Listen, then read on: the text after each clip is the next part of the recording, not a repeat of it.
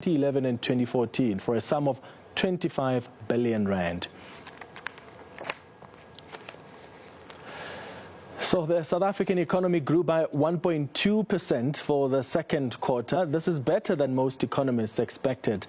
Stats SA released their gross domestic numbers today. For some reaction on this, let's speak to Business Unity South Africa's Bonang Mohale, who joins us now via Zoom. Mr. Mohale, thank you so much for making time. Your reaction to the numbers, a lot of economists thought that it could perform worse than this. Obviously, we want the economy to perform much better, but this is welcome.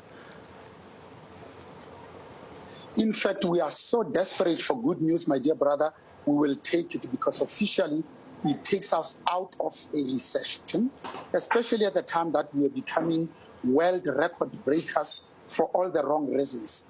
What with the highest inequality in the world, the highest unemployment rate, the highest SME failure rate in the world, and then lastly, even though we spend 10 times more on education than most African countries, we've got the poorest educational outcomes, as evidenced by a number of studies where our grade 4 learners cannot read with comprehension.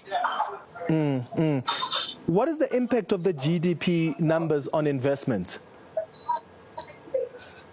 So, because the population is growing at a rate of about 1.6%, it means the economy must grow at least at the rate of 1.6% positive for us to stand still. But for us to address the stubbornly high levels of unemployment that then lead to increasing levels of poverty and increasing levels of inequality, we have to be growing at least 5% positive GDP growth, so that in 12 years, we can double the size of this economy. Because what we want, Clement, is economic growth so that we can talk about economic and wealth redistribution, not the redistribution of poverty. Where we are at the moment, it's actually a spot of bother because inequality is rising, racism is at an all-time high, black graduates are roaming the streets hopelessly, public education has collapsed, public health care continue to fail the poor and the vulnerable. Crucial infrastructure is laying absolutely barren and wasteless. And then lastly, of course, lawlessness has now become an epidemic. Yeah, I want to quote what the ANC's Deputy Secretary General, Jessie Duarte, said earlier today during the ANC briefing. She said that, and I quote, "The South African economy must be supported by a brave and very courageous government." That's the ANC saying that to itself as a governing party, Mr. Mohale. Has it been courageous in rebuilding the economy? And if not, how can they be courageous? Where do they start?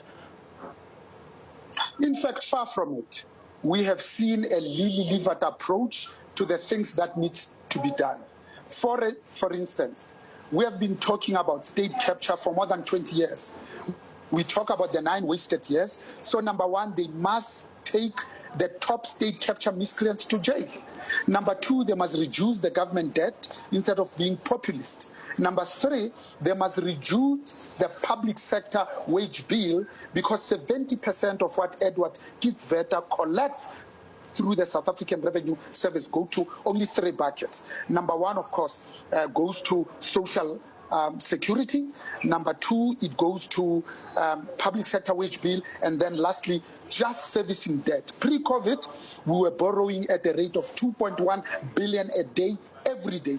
Debt servicing costs were 20 billion. Our debt to GDP ratio, when you include government guarantees to the more than 740 state-owned enterprises and state-owned companies, is 110%. It's not the percentage in and of itself, but our inability to pay it and to service it. I think we also need to fix the SOEs and SOCs. We are absolutely emboldened by the fact that now Transnet has managed through the SIU to freeze the 4.2 billion that belong to people that have aided and abetted the state capture. And then lastly, of course, I think we need to ensure that this is a country of laws, not of men. Mr. Bonang Mohale, thank you so much for giving us your reaction. Let's hope the ANC takes those courageous decisions and they don't lose the momentum. I want to take